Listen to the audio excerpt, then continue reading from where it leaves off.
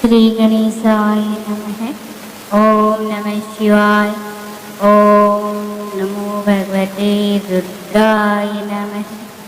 जय माँ काली माता की जय हो। महापुराण का इसमें है गणेश शिरोच्छेदन। शिवजी उस बालक से युद्ध करने आए। शिवजी उससे चिरकाल तक लड़ते रहे। गणेश जी ने माता पार्वती जी का ध्यान कर शिवजी पर शक्ति चलाई। इस पर क्रोध में भरकर शिवजी ने त्रिशूल से उस बालक का सर काट दिया। इससे देवता निश्चिंत हो गए। सारद ने पार्वती को सारा वरदान बताया और यह भी कहा, तुम अपना मान किसी भी प्रकार मत त्यागना। ऐसा कहकर कलह लिए नारद अंतर ध्यान हो गए। ओम नमः शिवाय। गणेश जी का पुनर्जीवन। ओम नमः शिवाय।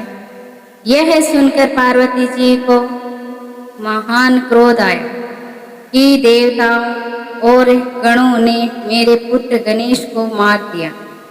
उन्होंने निश्चय कर दिया कि मैं सबका नाश करके संसार में प्रलय मचा दूंगी। उन्होंने अपनी शक्ति से 1,00,000 शक्तियां उत्पन्न कर ली। उनसे पार्वती जी बोली, तुम सब जाकर देवसेना में प्रलय मचा डालो। जो भी तुम्हारा विरोध करे उसे भक्षण कर डालो, चाहे वह ऋषि हो, देवता हो या राक्षस हो। वे शक्तियां सेना में प्रवेश करके उनका भक्षण करने लगी। यह देखकर ब्रह्मा विष्णु महेश आदि निराश हो गए। वे कहने लगे, क्या देवी अकाल में ही प्रलय डर लाएगी। इस पर ऋषियों ने प्रार्थना की, हे अम्बिके, तुम्हारे स्वामी भी यहाँ उपस्थित है, उनका तो ख्याल करो, क्षमा करो। प्रलय हुई जाती है, ये देव इस सब का अपराध क्षमा करके ही कृपा करो। ऋषियों की प्रार्थना पर देवी चंडिका देवताओं से बोली, यदि आप सब लोग मेरे पुत्र गणेश को पुनः पूजनीय बनाओगे तो संसार रुक सकता है। ये संसार में प्रलय आने से रुक सकता है। मैं संहार करना रोक सकती हूँ। भगवती की बात सुनकर सब देवताओं ने गणेश शिवजी से कहा कि हम ही वही करना चाहिए जिससे सब लोगों का भला हो। तब शिवजी ने कहा, अच्छा, तुम सब उत्तर की दिशा में जाओ और जो सबसे पहले मिले उसका सिर काट कर गणेश जी के धड़ पर जोड़ दो, उससे यही जीवित हो जाएगा। यह सुनकर सब देवता उत्तर दिशा में चले दिए। उन्होंने सबसे पहले एक दांत वाला हाथी मिला, वह उसका सिर काट कर ले आए, उसी गणेश जी के धड़ से जोड़ दिया। गणेश जी फिर से जीवित हो गए। शिव जी के पुत्र को जीवित देखकर सब देवता बड़े प्रसन्न हुए। तब सब उस देवी पार्वती के पास ले गए। पार्वती जी उसे देखकर प्रसन्न हो गए। गणेश जी के पुनः जीवित हो जाने पर पार्वती जी की प्रसन्नता का कोई ठिकाना न रहा। उन्होंने बालक गणेश को अपनी दोनों भुजाओं में भर कर प्यार करने लगे। बालक को उन्होंने उनको अनेक प्रकार के वस्त्र आभूषण से सुसज्जित कर दिया। सब ने बालक गणेश की पूजा की। देवी पार्वती जी ने गणेश का मुख चूम कर आशीर्वाद दिया, हे पुत्र, तुम्हारे मस्तक पर सिंदूर निशान है, अतः सब तुम्हें सिंदूर से पूजा करके तुम्हें सब प्रकार की सिद्धियां प्राप्त होगी। तुम्हारी पूजा से सभी प्रकार की विघ्न बाधाएं समाप्त हो जाएगी। शिवजी ने अनेक सिर पर हाथ रख कर कहा, यह मेरा दूसरा पुत्र है गणेश जी। ने शिव जी के चरणों को प्रणाम किया। सभी देवताओं ने गणेश जी से क्षमा मांगी। त्रिदेवताओं ब्रह्मा विष्णु महेश ने सबके पूजनीय और गणनाथ होने का आशीर्वाद प्रदान किया। सबने कहा कि मनुष्य सबसे पहले इन्हीं की पूजा करेंगे, इसके बाद हमारी पूजा करेंगे। सबसे पहले शिव जी ने मांगलिक वस्तुओं से गणेश जी की पूजा की। इसके बाद विष्णु ब्रह्मा तथा पार्वती जी ने गणेश जी की पूजा की। सभी ने एक स्वर से उन्हें सर्वाध्यक्ष बना दिया।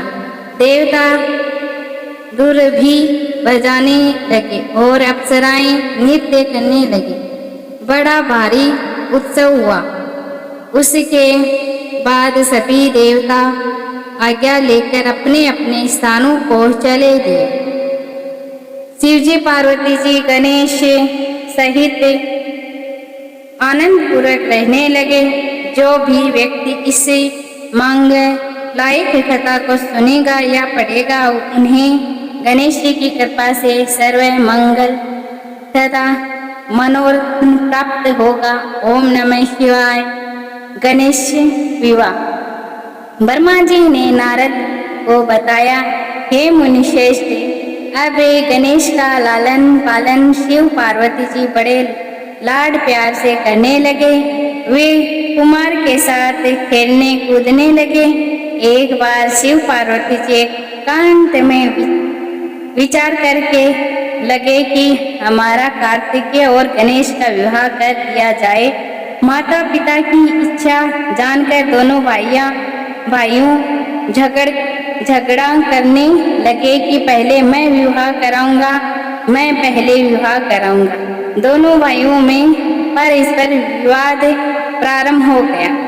उनका विवाद देखकर शिवजी पार्वती जी विचार करने लगे कि यह विवाद किस प्रकार सुलझाया जाए। तब उन्होंने एक उपाय सोचा कि तुम दोनों ही एक समान प्रिय हो, अतः तुम में से जो पहले पृथ्वी की परिक्रमा करके आएगा उसी का विवाह पहले किया जाएगा। यह सुनकर कार्तिकेय जी पृथ्वी की परिक्रमा के लिए चले पड़े, परंतु गणेश जी ने बुद्धि लगाकर सोचा कि मुझे क्या करना चाहिए। बहुत सोच से विचार कर वे माता पिता से बोले, आप दोनों सिंहासन पर विराजमान हो जाइए, मैं आपकी पूजा करना चाहता हूँ। तब शिवजी पार्वती जी सिंहासन पर बैठे गए। गणेश जी ने उनकी पूजा करके परिक्रमा, फिर उनकी स्तुति करके वे बोले, अब आप मेरा विवाह कर दे। शिवजी ने गणेश जी से पूछा, क्या तुम पृथ्वी की परिक्रमा कराए? तुम भी शीघ्र परिक्रमा करने जाओ। कुमार तो चला गया। गणेश जी हाथ जोड़कर बोले, जब मैंने आपकी 7 बार परिक्रमा कर ली, तब आप कैसे कह सकते हैं कि परिक्रमा करके आओ? क्या इसमें पृथ्वी की परिक्रमा नहीं हो गई? क्या यह वेद शास्त्र असत्य हो जाएंगे?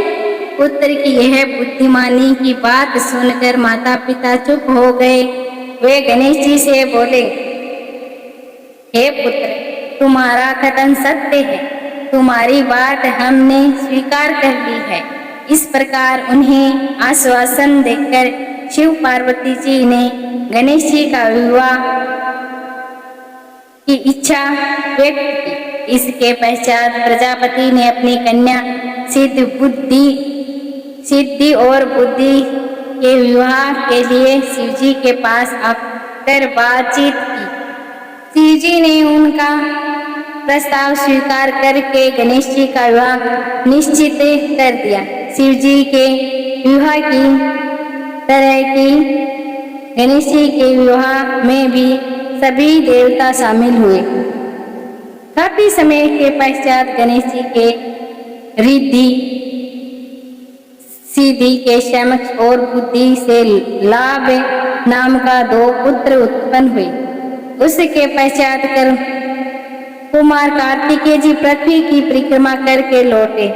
नारद जी ने रास्ते में ही कार्तिकेय जी को सब समाचार से अवगत करा दिया।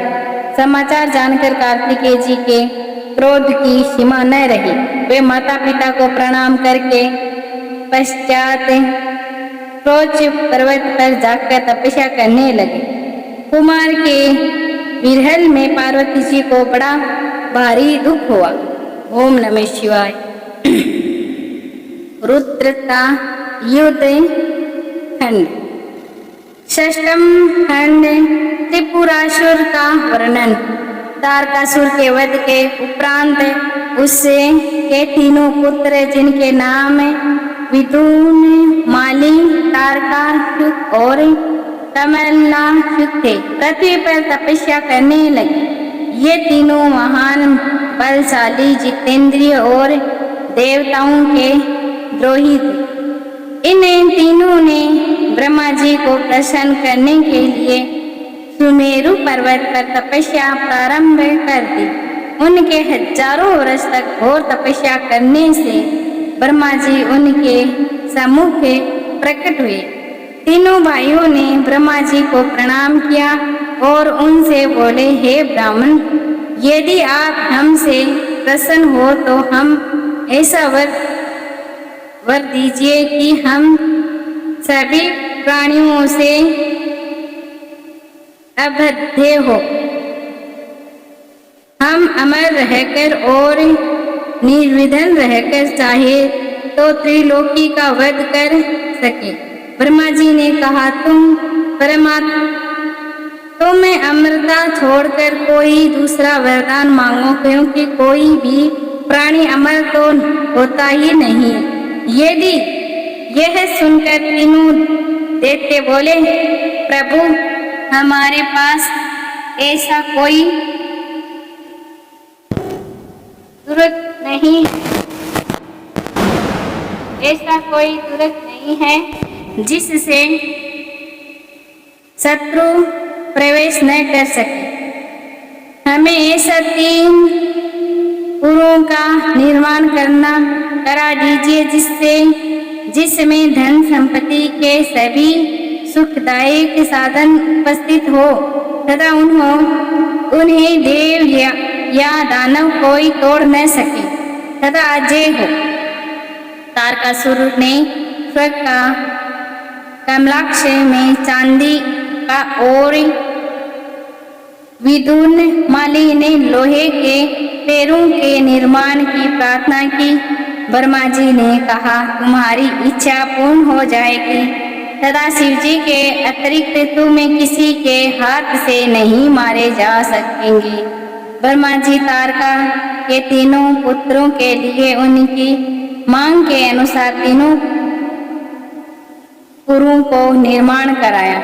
इनमें से एक स्वर्ग में, दूसरा आकाश में और तीसरा पृथ्वी पर स्थापित किया गया। तीनों भाई अपने अपने पुरों में आनंद पूर्वक जीवन व्यतीत करने लगे।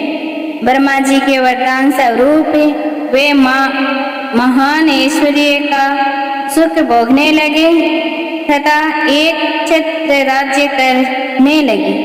उन्होंने त्रिलोकी अर्थात तीनों लोकों को अपने वश में कर लिया।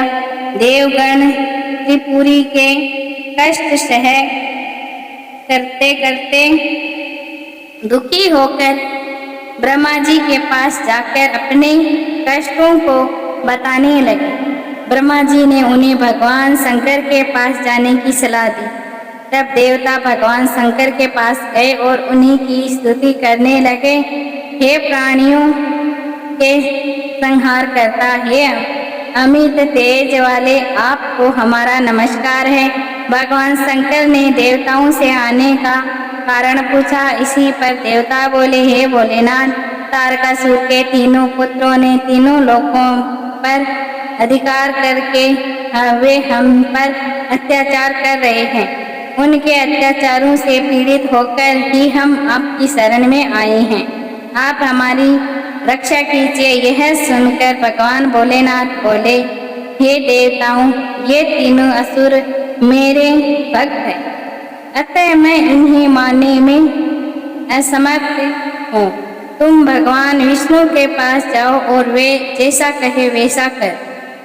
तब देवता ब्रह्मा जी के साथ भगवान विष्णु के पास गए और उन्हें अपने कष्टों से अवगत कराया। विष्णु जी ने उन्हें यज्ञ करने को कहा। देवताओं ने विष्णु जी द्वारा बताए गए यज्ञ का अनुष्ठान किया। उस यज्ञ से हजारों भूतगण महान शरीर वाले और शूल आदि धारण किए हुए उत्पन्न हुए। विष्णु जी ने उन्हें आज्ञा दी कि तुम त्रिपुरों को नष्ट कर डालो। विष्णु जी की आज्ञा पाकर वे भूतगण तीनों पुरों में गए, परंतु उन पुरों में प्रवेश करते ही असुरों के प्रभाव से भस्म हो गए। से रह गए भूतगणों में विष्णु को वहां के परिणामों से अवगत कराया। तब विष्णु जी ने कहा कि ये असुर शिव जी पूजन और धर्म कर्म के कारण बंधे हैं। उन्होंने सोचा सर्वप्रथम इनका धर्म कर्म और शिव पूजन को नष्ट करना चाहिए, तभी काम बन सकता है। उन्होंने देवताओं को भेज दिया और स्वयं उन्हीं के हित चिंतन में लगा दिए। नास्तिक शास्त्र का प्रादुर्भाव। ओम नमः शिवाय। श्री हरि ने एक नास्तिक व्यक्ति को प्रकट किया। उसके वस्त्र मलिन थे और सिर मुंडा हुआ था। इसका नाम उन्होंने नास्तिक रखा था। ओम नमः शिवाय। उसके एक हाथ में झाड़ू और दूसरे हाथ में काष्ठ का पात्र था। वह अपने हाथ में खुला वस्त्र लिए और मुंह पर कपड़ा लपेटे श्री हरि के सम्मुख खड़ा हो गया। श्री हरि उससे बोले, तुम मेरे अंग से प्रकट हुए हो, अतः तुम्हारा नाम अरिहंत होगा। तुम 16,000 श्लोकों वाले ऐसे शास्त्र को बनाओ जो वर्ण आश्रम धर्म से संबंधित हो। इसमें अपब्रह्मस्थ शपथ की अधिकता हो तथा कर्म विवाह आदि का भी वर्णन होना चाहिए। इतना समझकर श्री हरि अंतर ध्यान हो गए। अरियन ने श्री हरि की आज्ञा से अपने अनेक शिष्यों का निर्माण किया। उन्होंने माया मय शास्त्र का ज्ञान किया। उसके 4 शिष्यों ने पाखंड धर्म का प्रचार किया। हाथों में पात्र लेकर नाक पर कपड़ा बांधकर घूमने लगे। हाथ में छोटी सी झाड़ू भी ले ली और जीव हिंसा के डर से धीरे धीरे चलने लगे। ये त्रिपुरी नगर गए। वहां पहुंचकर उन्होंने अपनी यात्रा फैलाई और बालकों को मोहित करने लगे, परंतु शिवजी के प्रभाव के कारण वहां उन्हीं की माया आसानी से फैल नहीं सकी। तब नारद जी उन्हीं के साथ त्रिपुर गए और त्रिपुर पत्नियों से मिले तो त्रिपुरधी से मोहित होकर उन्हें ऋषि मुनियों से दीक्षित हो गए। सभी त्रिपुरवासी भी हरिहर से दीक्षित हो गए। इसी तरह समस्त त्रिपुर उनके द्वारा क्षण भर में मायामय हो गए। ओम नमः शिवाय। त्रिपुर वध की प्रार्थना और शिव व्रत की रचना। अब त्रिपुरासुर ने शिव जी की पूजा छोड़ दी और सारा धर्म नष्ट हो गया। इससे लोग दुराचारी बन गए। श्री हरि ने कैलाश पर जाकर भगवान शिव जी की वंदना की। देवता भी उनकी प्रार्थना करने लगे। सबकी प्रार्थना पर भगवान शिव जी नंदी पर सवार होकर प्रकट हुए और देवताओं से बोले, मुझे दैत्य के अधर्मों का पता चल गया है। ओम नमः शिवाय। इसीलिए अब मैं उसका वध अवश्य करूंगा। अन्यायों का वध श्री हरि करेंगे। यह सुनकर श्री हरि कुछ उदास हो गए। तब ब्रह्मा जी ने हाथ जोड़कर भगवान शिव से प्रार्थना की, प्रभु आप समर्थ हैं, आपको कोई पाप नहीं लगेगा, इसीलिए आप ही समस्त असुरों का नाश कर डालिए। मैं आपका प्रजापति और पुरोहित हूँ। श्री हरि युवराज हैं, इंद्र आज्ञा पालक सेवक हैं तथा सभी देवता आपके अधीन हैं। आप तो समस्त विश्व के सम्राट हैं। इतना सुनकर भगवान शंकर बोले, हे देवताओं, तुमने मुझे सम्राट कहा है, परंतु मेरे पास तो न रथ है और न अश्व है और न धनुष बाण है, फिर मैं युद्ध कैसे करूंगा। भगवान शिव को युद्ध के लिए तैयार करके समस्त देवता प्रसन्न हो गए और बोले, आप यदि युद्ध के लिए तैयार हो तो हम सभी आपके लिए इन सब चीजों का प्रबंध कर देंगे। इतना कहकर समस्त देवता हाथ जोड़कर उनके सामने खड़े हो गए। ओम नमः शिवाय। तब भगवान शिव जी ने देवताओं से कहा, मेरे लिए दिव्य रथ, दिव्य सारथी और दिव्य धनुष से बाण का प्रबंध करो। प्रसन्न होकर सब देवता विश्वकर्मा के पास गए। विश्वकर्मा ने श्री हरि की आज्ञा से शिव जी के लिए एक सुंदर दिव्य रथ का निर्माण किया। यह रथ सर्वभूत युक्त स्वर्ण का था। रथ के दाहिने पहिए में सूर्य तथा बाएं पहिए में चंद्रमा का समावेश था। 12 तारे दाहिने पहिए में लगे और 16 कलाएं बाएं पहिए में जुड़े हुए थे।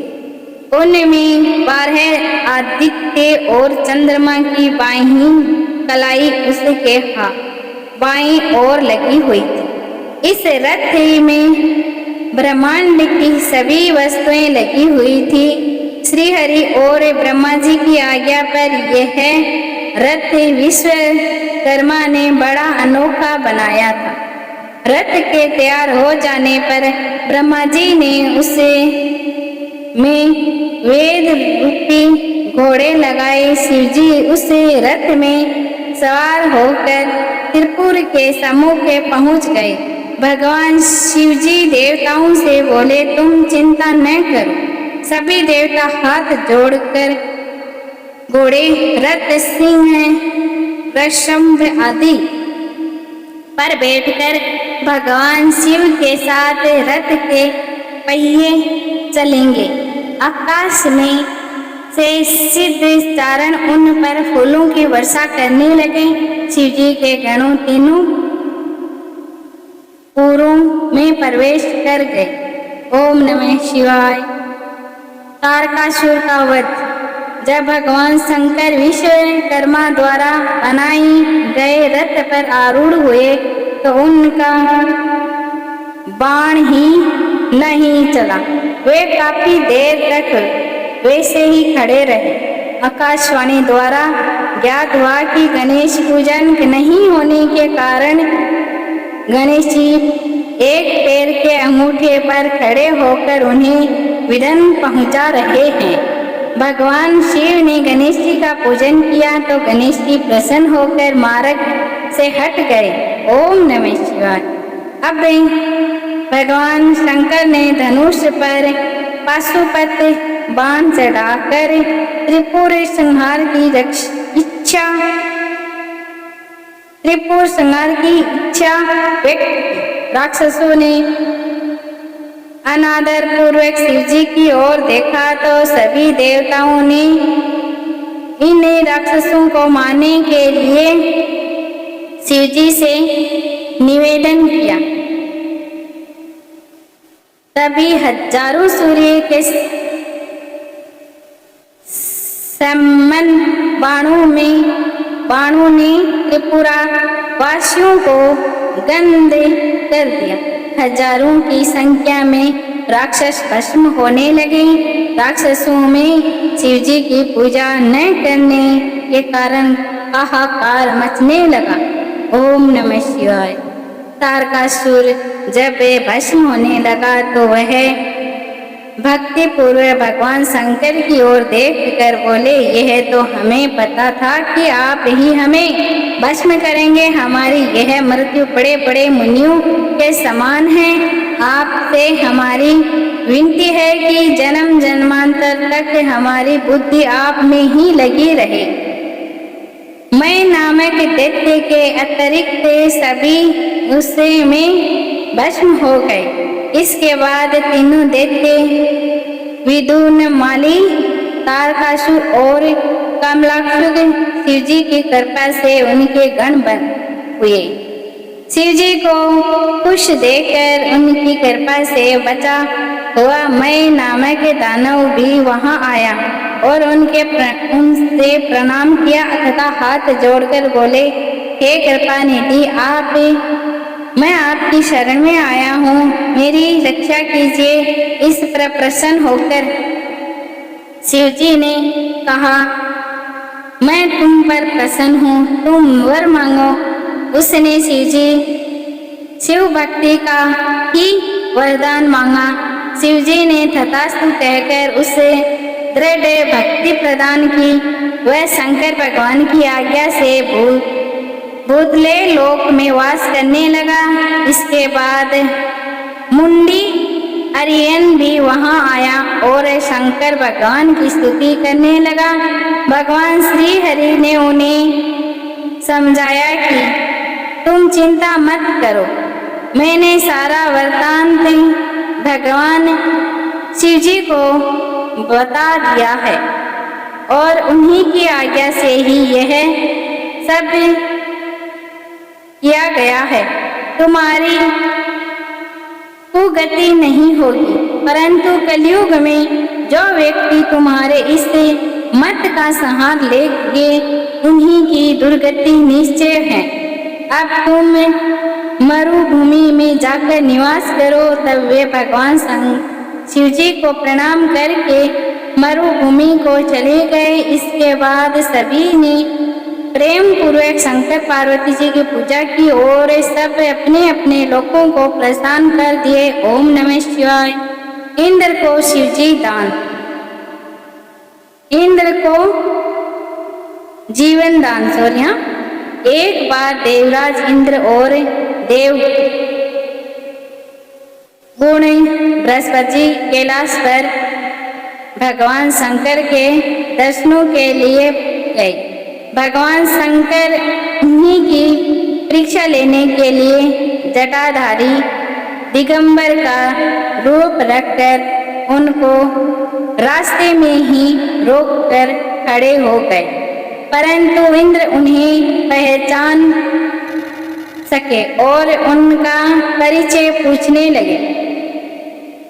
कहने लगे कि भगवान शंकर अपने स्थान पर हैं या नहीं, कहीं और। इस पर तपस्वी रूपी शंकर ने कोई जवाब नहीं दिया। इंद्र ने अपने ऐश्वर्य और गर्व में भरकर उन्हें घूड़क दिया और फिर कहा, मैं पूछता हूँ कि तू उत्तर क्यों नहीं देता? मैं तुझे इसी समय वज्र से मार दूंगा, वज्र से मार दूंगा। ऐसा कहते हैं। ओम नमः शिवाय। फिर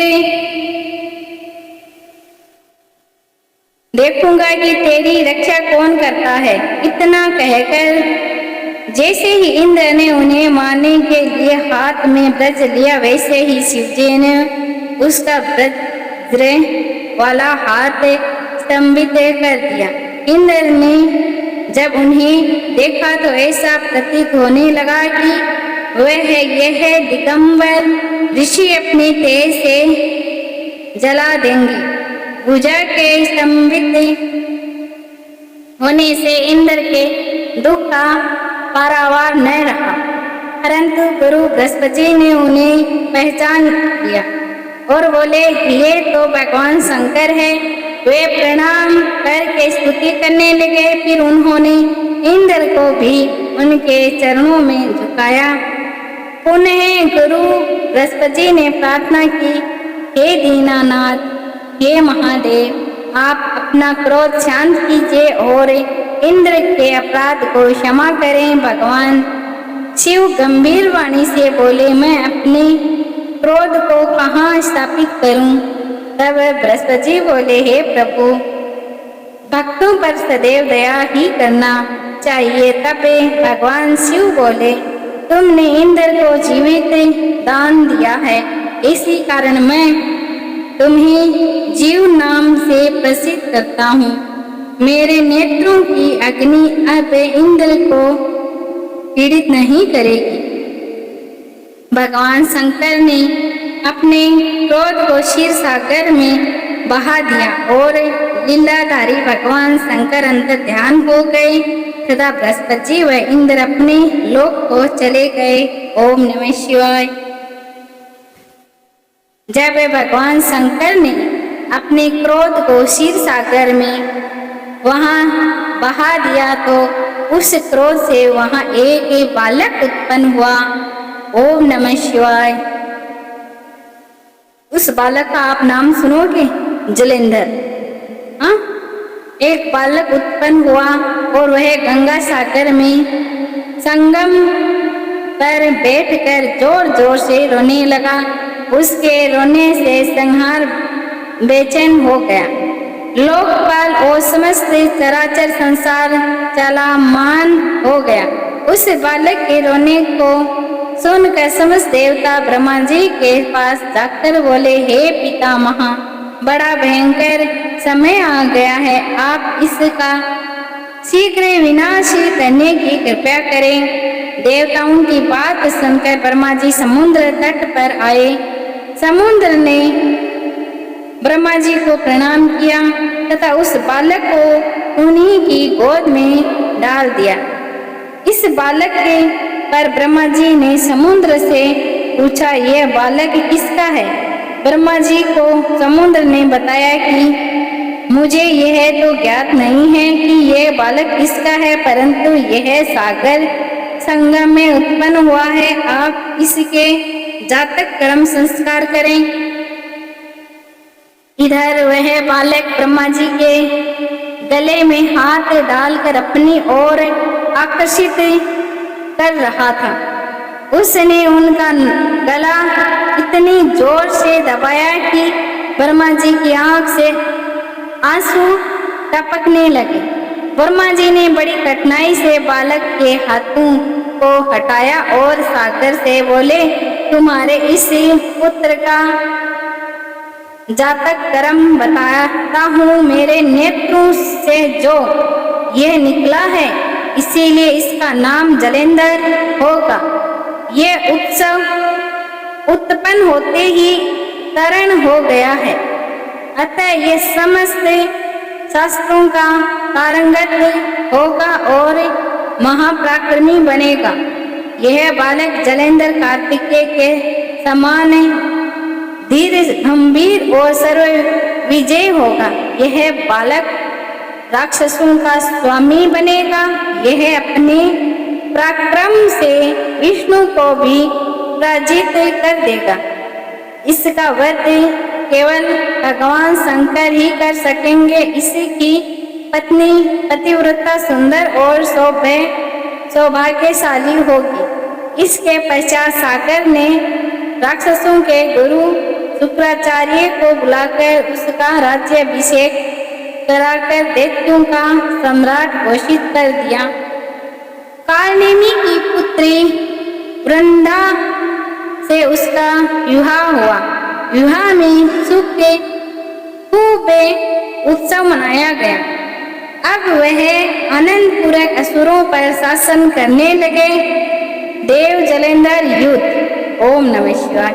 एक दिन जब समुद्र का पुत्र जलेंद्र अपनी पत्नी वृंदा के साथ असुरों से सम्मानित होकर सभा में विराजमान था तो वहां पर भृगु ऋषि पधारे। जलेंद्र ने उन्हें साष्टांग प्रणाम कर पूछा, हे गुरुदेव, यह राहु का सिर किसने काटा है? भृगु जी ने बताया कि समुद्र मंथन करके देवताओं और दैत्यों ने जो अमृत निकाला था उसे देवों की पंक्ति में छुप कर राहु ने पिया था। तब देवराज इंद्र के हितैषी श्री हरि ने ही उसका सिर काटा था। यह सुनकर जलेंद्र के नेत्र लाल हो गए। उसने अपने दूत दशमर को बुलाकर उसे इंद्र की सभा में संदेश देकर भेजा। उस चतुर दूत ने इंद्र की सभा में उपस्थित होकर जलेंद्र के शब्दों में ही बोले, हे अधम इंद्र, तूने समुद्र को क्यों मंथा और मेरे पिता के सब रत्न क्यों ले लिया? यदि तुम अपना भला चाहते हो तो उन सब रत्नों सहित देवताओं के साथ मेरी शरण में आ जाओ, नहीं तो ये सुराधम तेरे लिए यह बड़ा भारी भय पैदा हो जाएगा, तेरा राज्य का विध्वंस हो जाएगा। यह सुनकर इंद्र को बड़ा विस्मय हुआ और बोला, पहले मेरे डर से सागर ने सब पर्वतों और आपको कुशित में क्यों स्थान प्रदान किया और मेरे शत्रु दैत्यों की रक्षा क्यों की? इसी कारण मैंने सभी रत्न ले लिया। मैं सत्य कहता हूँ कि मेरा द्रोही कभी सुखपूर्वक नहीं रह सकता।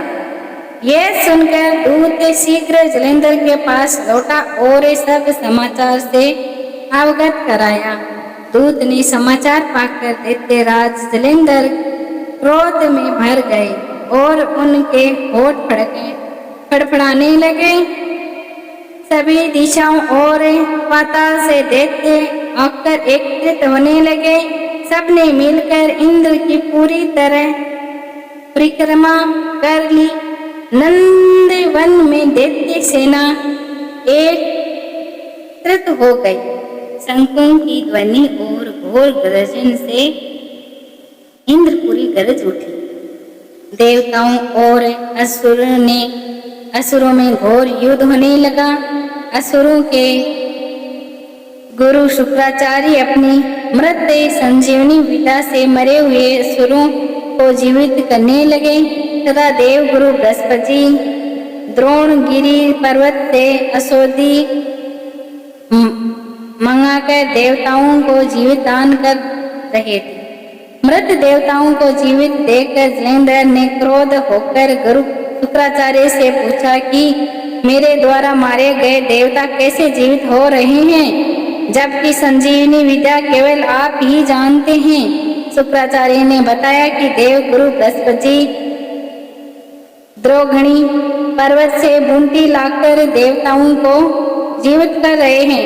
मेरी बात की सत्यता की जांच के लिए यदि किसी में इतनी शक्ति हो तो द्रोणागिरी पर्वत को उठाकर समुद्र में डाल दो। दैत्य ने ऐसा ही किया। इस पर देवगुरु बृहस्पति ने देवताओं को युद्ध से रोक दिया और उन्हें बताया कि अब युद्ध में तुम विजय प्राप्त नहीं हो सके, अतः युद्ध रोक दो।